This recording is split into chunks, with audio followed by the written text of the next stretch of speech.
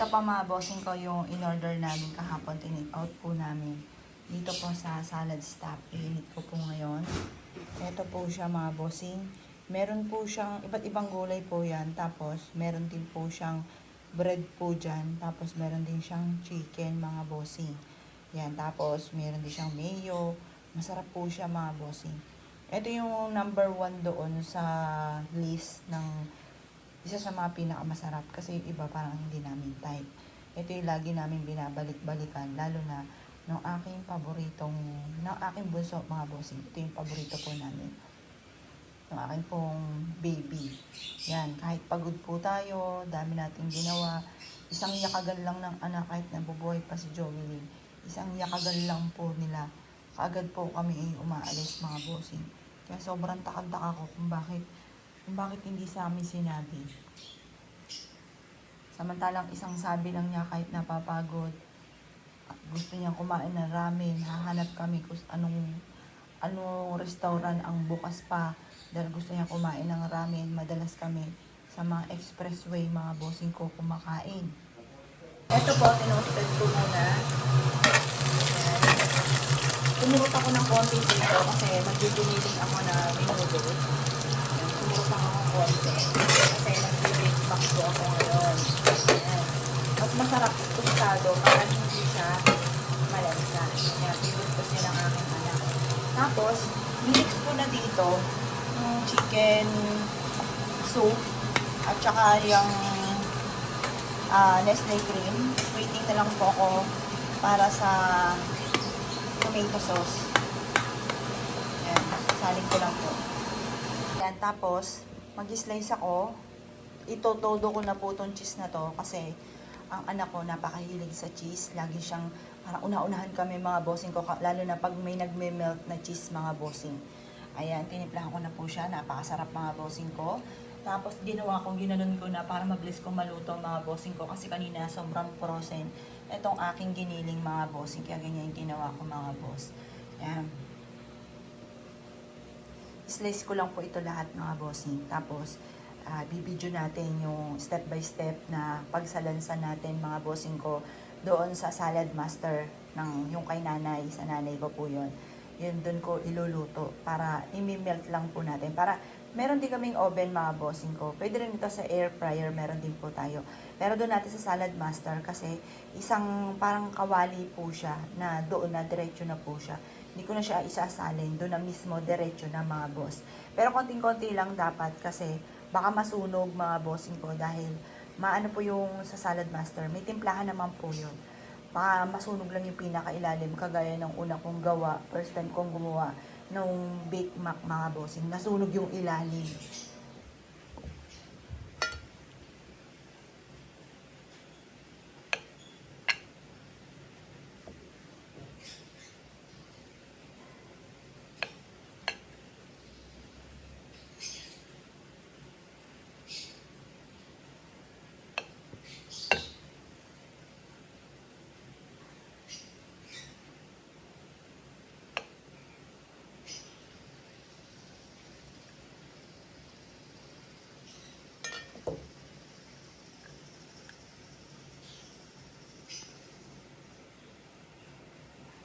Ito po, sinit ko na siya sa 100.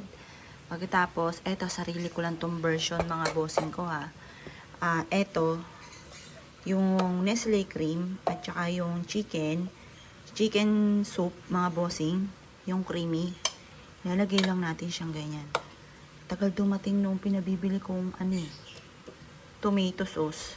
Try kaya natin na wala siyang tomato sauce. White lang siya talaga. Yan. Siyang ganyan. Yan. Sabihin ko sa inyo kung masarap. Sarili ko tong version. Yan. Medyo basa-basa pa. Kasi hinugasan ko muna to. Yan. Excited na tayo. Kasi favorite ito ng aking anak na bunso. Tapos eto yung macaroni natin, inano ko na po yan nilaga ko na. Pero hindi ganito yung pagluluto ng sister ko ng Bake Mac mga bossing, hindi ganyan. Sarili ko tong version. Yan. Pero ang talagang the best talaga, kung gagawa ka ng ganito, dapat po teka, ituto ko na ganyan. Yun. Dapat, yung mismong giniling, ay po siya, yan bang malutong, naprito mo ng maayos, parang sa dinuguan din. Once na naprito mo siya ng maayos, po siya, hindi siya malansa, tsaka mas masarap po siya.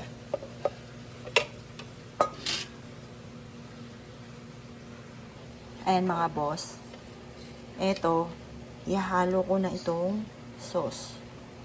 Sarili ko tong version mga bossing, at titikman natin kung masarap po ito. Yan. Pinaghalo-halo ko na siya bago ko siya dito.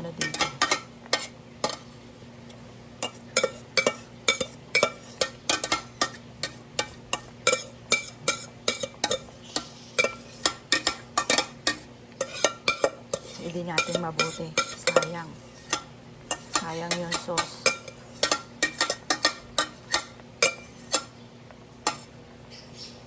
Yan. Tapos, spread lang natin siyang ganyan.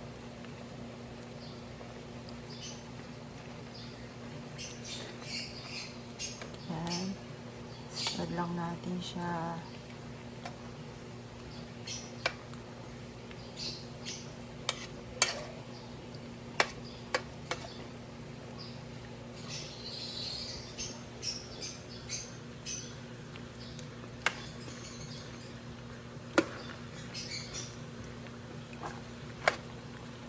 Haluin ko kaya. Bababaan ko lang to, baka masunog. Kasi nung last, masunog. Hindi siya hinalo. Yan. Tapos, haluin mo na natin. Yan. Pwede nyo rin itong lutuin sa oven po nyo, mga boss. Yan. Kaya lang ang version ko, ang ginawa ko, inano ko na po siya. Niluto ko na siya kasi nga, may frozen pa yung kasi dapat dito na sa Salad Master niluluto yung giniling, kaso frozen yung giniling. Kaya ang ginawa ko, nilaga ko muna itong macaroni, tapos saka ko po siya pinirito yung nung okay na pwede na siyang iprito. Yan. Ngayon, hininaan ko yung pinaka-apoy niya. May mga buo-buo pa. Para yung mismong sauce, kumalat na. Ito yung parang white carbonara ang nangyari. Kasi, ang tagal dumating, yung pinabili ko mga bossing ko ng Tapos, ilalatag ko na itong cheese. May galit tayo sa cheese. May gawaan tayo ng cheese. Kaya, ganyan. Makapal. Char lang yun mga boss. Kasi makapal. Kasi agaw-agawan dito mga bossing ko sa cheese. Ito ko na kasi dahil sa kapal, hindi pala malalagyan lahat. Yun. Oh, pero in fairness, mukha namang magkakasya siya. Malalagyan siya lahat. Yan.